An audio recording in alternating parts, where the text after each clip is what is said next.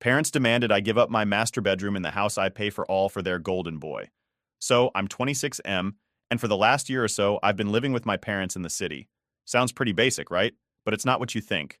This wasn't some move back home because I can't afford rent situation. I'm actually the one who bought the house. I pay the entire mortgage, and I cover all the groceries, bills, everything. My parents, they don't pay a dime. To give you some background, my parents, Liz, 52F, and Tom, 55M, are both retired teachers. They'd been living out in the country for years, but after they stopped working, they decided they wanted to move to the city.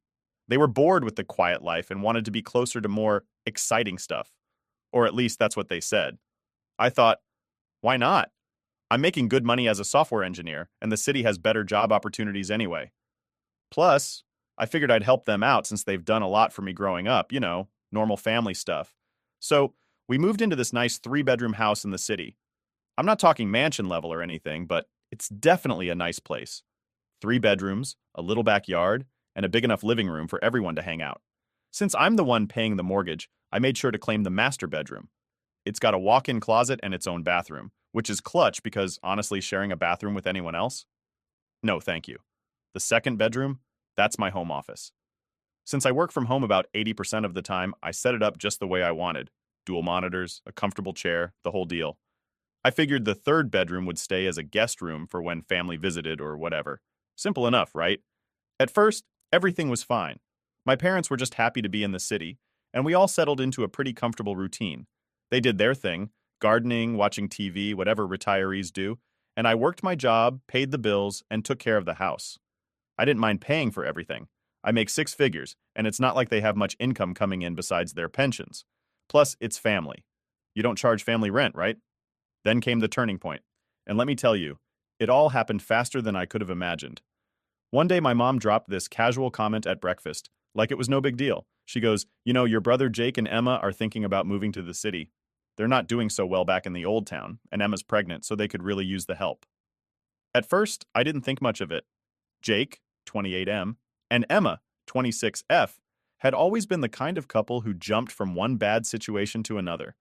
They weren't exactly struggling, but they weren't thriving either. Plus, Emma being pregnant threw a whole new layer into the mix. I thought, okay, maybe they'll move to the city and get a small apartment or something. But no, my mom had different plans. A few days later, she sat me down and with this super innocent tone, she said, "We've invited Jake and Emma to come stay with us. It'll just be for a little while until they get back on their feet." Now, this is the part where I should have seen it coming, but I didn't. I just kind of nodded along, figuring, okay, whatever, they'll stay for a bit and then find their own place. But what I didn't know was that this was just the beginning of the chaos. My parents didn't exactly ask if I was cool with them moving in. They just told me after they'd already invited them. I was still processing the whole thing when Jake and Emma showed up at our doorstep a week later with bags in hand, looking like they were moving in for the long haul. So here's the deal. They move in, and right away, it's clear that they think they're staying indefinitely. I'm already feeling the stress build up because I'm the one paying for everything. Groceries, utilities, mortgage, you name it. And now I've got 2 more people to feed and take care of. No one even asked if I was okay with it. They just moved in like it was the most natural thing in the world. Now don't get me wrong, I love my brother. He's family after all. But Jake's not exactly the most responsible person in the world. He's the kind of guy who always finds himself in messy situations and then relies on other people to bail him out. And Emma, she's nice enough, but she's got this entitled attitude that just rubs me the wrong way. Like she's pregnant, so she automatically deserves special treatment from everyone around her. But here's where things start getting really messed up. A couple of days after they moved in, Emma starts making these little comments. The type that seem harmless but are actually really annoying. She'd say things like, "This place is so big, it must be hard for you to clean it all by yourself," or "I can't wait until the baby's here. We're going to need a lot of space for all the baby stuff." I didn't think too much of it at first, but then came the kicker. One evening, after I'd just finished a long day of work, Jake and Emma pulled me aside and said they wanted to talk.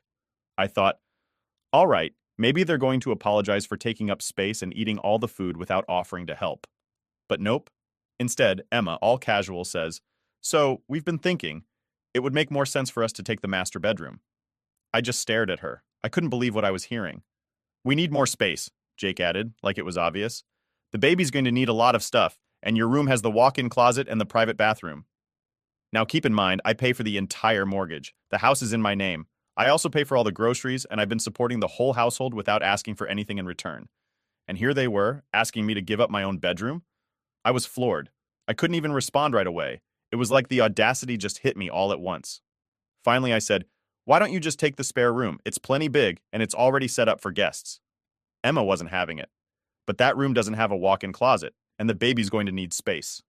I stared at them for a few seconds, trying to stay calm. "I'm not giving up my room," I said, keeping my voice as steady as I could. "You can have the spare room, or you can find somewhere else to stay." Jake looked a little shocked that I wasn't just caving in. But Emma? She looked downright offended. And that's when I realized this wasn't going to end well. All right. So after that awkward conversation where Jake and Emma straight up asked me to give up my room, I thought that maybe they'd realize how ridiculous they sounded and back off. I mean, who in their right mind asks the person paying the mortgage, buying the groceries, and keeping the lights on to just give up their space like that? But nope. Of course, that's not what happened. The next couple of days, I started noticing these little things. For one, Jake and Emma were suddenly really comfortable, like too comfortable. They'd spread their stuff out all over the living room, had their shoes kicked off near the couch, and Emma was already talking about where she was going to put all the baby stuff, like the house was theirs or something. I wasn't saying anything yet, but it was building up inside me, that feeling that something was about to go down. So one day I had to go into the office for a few hours. Normally, I work from home, but sometimes I have meetings that I can't miss. Anyway, I get home around lunchtime to grab something to eat, and I notice something strange as soon as I walk in. My stuff, my personal stuff, is in the hallway. My clothes are in a pile on the floor, my computer monitor is just sitting there, unplugged, like someone was in the middle of moving it. My heart's already starting to race because I know what this means, but I had to see it for myself. I walk to my room and sure enough, there's Emma, standing in the middle of it, packing up the last of my things. She doesn't even look surprised when I walk in. She just glances over at me like, "Oh, hey, I was just finishing up." I couldn't believe it. "What the hell are you doing?" I blurt out, probably louder than I meant to. She had the nerve to look all calm and collected, like this was no big deal. "Your mom said we could start moving our stuff in here. The baby's coming soon and we need the space," she said, like it was the most normal thing in the world. I could feel my blood boiling. My mom said?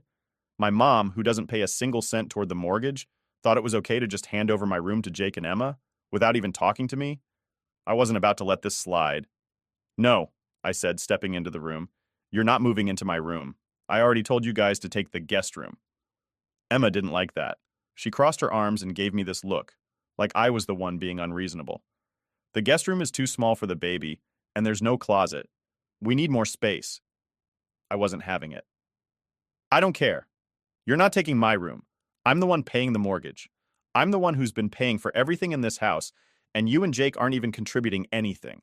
If you need more space, you're welcome to find your own place." At this point, I was really angry, and I could tell Emma was getting upset too, but I didn't care. She didn't back down, though. "Your mom said it was fine," she repeated, like that was the final word. Now, here's where I lost it. I marched back out of the room, grabbed my phone, and called my mom, who, by the way, wasn't even home at the time. The second she answered, I didn't even let her say hello. "Mom, did you tell Jake and Emma they could move into my room?" There was a long pause on the other end, like she didn't know what to say. Finally, she admitted, "Well, I thought it would be the best solution. They need the space, and you already have the office. It's not like you're using the room for much." I couldn't believe what I was hearing. "Are you serious right now?" I snapped. "I pay the mortgage, I pay for all the groceries, I pay the bills, and you think it's okay for Jake and Emma to just take over my room?" My mom tried to calm me down, saying it wasn't a big deal and that we're all family, but I was done listening. "I'm not giving them my room, and if they don't move their stuff out, they're going to need to find another place to stay." By this point, Emma must have heard me, because she came storming out of the room, looking furious. "You're seriously going to throw us out? With a baby on the way?" That's when Jake walked in. He must have heard the commotion from outside because he came in looking all pissed off too. "What's going on?" he demanded. So I laid it out for him. "What's going on is your wife thinks she can just take over my room without even asking, and I'm telling you both right now, it's not happening. You can either stay in the guest room or you can leave." Jake wasn't happy about that. He got all defensive, saying how they're family and how I should be willing to make sacrifices for them. But at this point, I was beyond reasoning. Sacrifices? I'm already paying for this entire house. What are you guys contributing, huh? Nothing. And now you think you can just walk in and take over? The yelling got pretty loud at that point, and I think it was clear that neither side was backing down. My mom tried calling me back, but I ignored her. I was too pissed off to deal with her excuses. Jake kept going on and on about how I wasn't being fair, how they had a baby on the way, and how families should stick together in tough times. But I'd had enough. I turned to both of them and said, "You've got until the end of the day to move your stuff out of my room. If you don't, I'll move it out for you." Emma stormed off, slamming the door behind her, and Jake just stood there glaring at me like I was the bad guy. But I didn't care. I wasn't about to let them walk all over me in my own house, especially when I was the one paying for everything. For the rest of the day, I stayed in my office trying to cool down. I didn't want to deal with either of them, and I knew if I went back out there, it would just turn into another argument. But deep down, I knew this was just the beginning. They weren't going to take this lying down, and I had a feeling my mom would get involved again. But I wasn't about to back down either. Not this time. After that blow-up with Jake and Emma, I thought maybe, just maybe, they'd finally back off. I mean, I was crystal clear. My room wasn't up for grabs, and they either stay in the guest room or find somewhere else to live. Seemed pretty simple to me. But of course, things didn't go that smoothly. The next day, I kept mostly to myself. I wasn't looking for more drama, and honestly, I was still fuming from how things had gone down. I spent most of my time working in the office, trying to pretend like everything was normal. But by the time dinner rolled around, I could feel the tension in the air. It was like everyone was avoiding each other, tiptoeing around the elephant in the room. I didn't mind the quiet. If Jake and Emma were finally going to stay in the guest room without causing more issues, I figured I could live with that. But then something happened that pushed me over the edge. That evening, I walked into the kitchen to grab some food. I had bought all the groceries, like I always do, but when I opened the fridge, it was practically empty. I'm talking about food I just bought 2 days ago. Gone. I checked the freezer, same deal. I knew my parents didn't eat like that, and it wasn't me, obviously. So who else could it be? Jake and Emma. They'd probably helped themselves to everything without even asking. I was already irritated, but I tried to brush it off, thinking, whatever, I'll just pick up more tomorrow. But it wasn't just the food. When I went to sit down at the table to eat, my mom came into the kitchen, not looking me in the eye. She quietly made plates for herself, my dad, Jake, and Emma. And then, she didn't make one for me. At first, I thought she must have forgotten, so I just kind of waited, but she finished serving everyone and sat down. I was left standing there like an idiot, watching as they all started eating. I'm not going to lie, I felt the anger bubbling up again. It was like they were all punishing me for standing up for myself. I looked at my mom, trying to keep my cool. "You didn't make me a plate?" She barely looked up. "You don't want to help the family, you don't eat with the family," she said, as casually as if she was commenting on the weather. I couldn't believe what I was hearing. "Excuse me? I pay for everything here. The groceries, the mortgage, and now I'm being iced out?" She didn't even answer. My dad just kind of sighed and kept eating like nothing was happening, which pissed me off even more. Jake and Emma were sitting there with this smug look on their faces, like they had won some kind of power play. Emma even had the nerve to smile at me when I walked by. I couldn't take it anymore. I wasn't about to be treated like some outsider in the house that I paid for. I slammed the fridge door shut and stormed out of the kitchen, my mind racing. I knew what I had to do next. I went straight to my room, grabbed my laptop, and started looking up eviction notices. I figured if they didn't want to treat me with respect, then they could find somewhere else to live. I mean, enough is enough, right? I'm not a free hotel service. Within an hour, I had the documents ready. I printed out 2 sets, one for Jake and Emma and one for my parents. It felt weird, kicking out my own family, but at this point, they had crossed the line. They'd been disrespecting me for weeks, acting like the house was theirs, and then freezing me out because I wouldn't cave to their ridiculous demands. I wasn't going to put up with it anymore. Once the notices were printed, I walked out to the living room where everyone was sitting, pretending like nothing was wrong. I didn't say a word, I just slapped the papers down in front of my parents, then handed another set to Jake and Emma. "What's this?" Jake asked, picking up the papers and scanning them. "You have 24 hours to pack your things and leave," I said, keeping my voice as calm as I could manage. "If you're not out by tomorrow, I'm calling the police." Jake's face went pale. He wasn't expecting this, not at all. "You can't be serious." "Oh, I'm serious," I replied. "I'm done with this. You've been freeloading here without contributing a thing, and now you think you can take over my house? No, not anymore." Jake stood up, glaring at me, but I didn't budge. I was taller than him, bigger than him, and I wasn't going to be intimidated by his little temper tantrum. "We're family," he said through gritted teeth. "You can't just throw us out." "Yes, I can," I said, stepping closer. "I'm the one who pays for this house. Not you, not Emma, and not Mom and Dad. If you don't want to be respectful, you don't get to stay here." Emma, of course, started crying, as if that was going to change anything. "I'm pregnant and you're kicking us out? What kind of brother are you?" "I'm the brother who's been paying for everything while you two take advantage of me," I shot back. "You have 24 hours. That's more than generous." Jake looked like he wanted to argue more, but I could see the realization starting to sink in. I wasn't bluffing. My mom, who had been sitting there quietly this whole time, finally spoke up. "You can't do this, honey. They're your brother and sister-in-law. This is family." But I didn't care anymore. "I've already done it," I said, pointing to the eviction notice in her hands. "You've got 30 days to find somewhere else, too. If you're not gone by then, I'll be taking legal action." The room went dead quiet after that. My dad didn't say a word, just sat there staring at the table like he didn't know what to do. My mom looked like she was about to cry, but I wasn't backing down. This wasn't about being nice anymore. This was about standing up for myself and not letting them walk all over me. After a few long minutes, I walked back to my room, leaving them to process everything. I locked my door, sat down at my desk, and took a deep breath. I'd just done something I never thought I'd have to do, kick out my own family. But you know what? It felt good. It felt right. I wasn't going to be taken advantage of anymore. The house was dead quiet for the rest of the night. No one came to my door. No one tried to argue with me. I think they all realized that I wasn't messing around anymore. If they didn't respect me, they didn't deserve to live here. I slept better that night than I had in weeks. Update 1. After handing out those eviction notices, I figured the tension in the house would either explode or everyone would finally back off and take me seriously. Either way, I knew there was no going back. I'd drawn my line in the sand, and I wasn't about to let anyone step over it again. But instead of the blow-up I was expecting, the house got quiet. Too quiet, honestly. The morning after, I woke up early, earlier than usual, just because I couldn't really sleep. I guess I was kind of waiting for something to happen.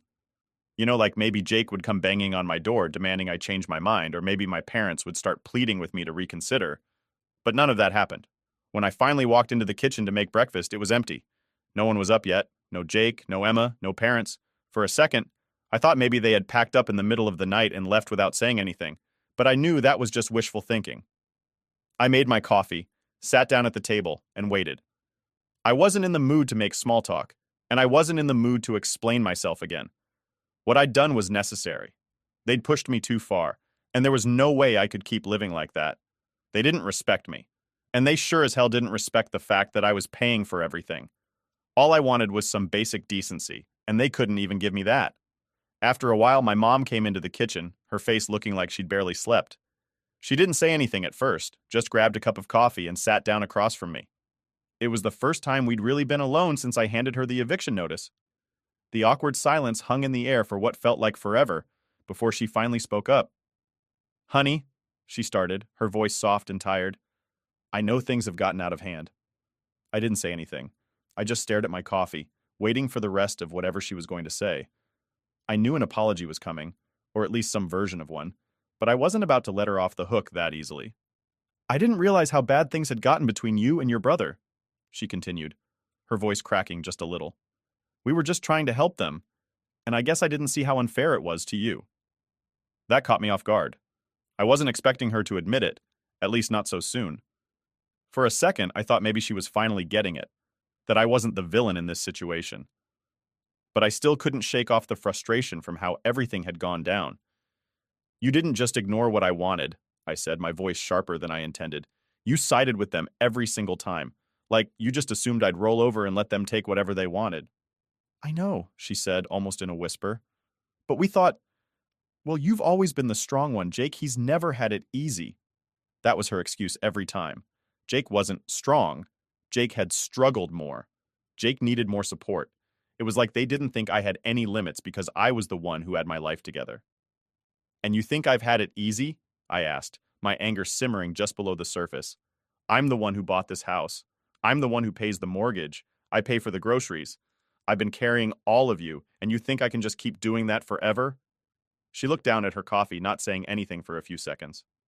"I know you've done a lot, more than we could have asked for, but Jake, with the baby on the way. I cut her off. This isn't about the baby. This is about respect, and you guys haven't shown me any. She sighed, clearly exhausted by the whole situation, but I wasn't about to let her off with a few tired excuses. We just thought we were doing the right thing, she finally said. Jake and Emma, they don't have much. And whose fault is that? I shot back. I didn't ask them to move in. I didn't ask for any of this. They need to figure out their own lives, and you can't keep bailing them out by throwing me under the bus. She nodded, finally seeming to understand, or at least trying to. We'll figure something out, she said, her voice quieter now. But please, don't push us out. Not like this. I sat back in my chair, trying to calm down. It wasn't like I wanted to kick them out. I mean, they were my parents. But at the same time, I couldn't keep living in a situation where they didn't respect my boundaries. I'd let too much slide, and now I had to put my foot down. I don't want to push you out, I said, trying to be as calm as I could. But things need to change. I can't keep living like this, being treated like I don't matter in my own house. Either things change or yeah, you'll have to find somewhere else to live. She didn't argue, just nodded quietly. Okay, she said. We'll figure something out. After that, she left the kitchen, and I was alone again with my thoughts. I wasn't sure if anything was actually going to change, but at least it seemed like they were finally starting to take me seriously. Jake and Emma hadn't shown their faces yet, and I wasn't sure if that was a good thing or a bad thing. But either way, they were on borrowed time. Later that afternoon, Jake finally showed up, and of course, he looked like he'd been brooding over what had happened the night before. He didn't even say hi when he walked into the living room, just sat down across from me with that same pissed-off expression he always had when he didn't get his way. So, this is how it's going to be? He asked, his voice dripping with bitterness. You're really going to kick us out? I gave you 24 hours, I said, not even looking up from my phone. If you're still here tomorrow, I'm calling the police. Jake scoffed, shaking his head like I was the bad guy. We're family. Yeah, and family doesn't take advantage of each other, I shot back. You've had weeks to figure this out. I'm not your fallback plan. He didn't have much to say after that, just sat there for a few minutes before getting up and storming off again. Typical Jake. He was always the type to run when things didn't go his way, and this time was no different. The rest of the day went by quietly. Too quietly, if I'm being honest. I didn't know what Jake and Emma were going to do, but I wasn't about to change my mind. I'd given them a clear deadline, and they knew I wasn't bluffing. The next 24 hours were going to decide everything. Update 2. The next morning after all the chaos, I woke up and just laid there for a few minutes, staring at the ceiling. I knew today was the day. Jake and Emma had 24 hours, and now that deadline was ticking away. It was weird, though. I wasn't even mad anymore. I'd already accepted what had to happen, and at this point, it was more about following through. When I got up and headed into the kitchen, I noticed right away that the house felt different. Not tense exactly, but just quiet, like the calm before something big happens. No one was in the kitchen, so I figured I'd make myself some breakfast. The fridge was still kind of empty from the last raid Jake and Emma had on the groceries, but I made do with what was left. As I sat there eating, I started thinking about how this whole situation had spiraled out of control so fast. I mean, it wasn't that long ago that things were fine. My parents and I were getting along, I was working, paying the mortgage, covering the groceries, and life was just kind of moving along like normal. Then Jake and Emma show up, and everything went off the rails. It's crazy how fast things can change when people start feeling entitled to stuff they didn't earn. A couple hours later, I heard someone coming down the hallway. It was my dad. He walked in quietly, grabbed a cup of coffee, and sat down at the table across from me. He didn't say anything at first, just took a sip and looked out the window. Finally, he spoke. Jake and Emma are leaving today. I didn't respond right away.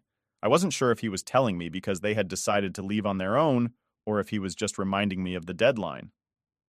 Either way, I nodded and kept eating. They don't have anywhere to go, he continued, his voice low. They're going to stay at a motel for a while until they figure things out. I stopped mid-bite and looked at him. Part of me felt bad, but the bigger part of me knew this was what had to happen. I'd been too nice for too long, and if I didn't put my foot down now, they'd just keep taking advantage. I gave them time, I said, keeping my voice steady.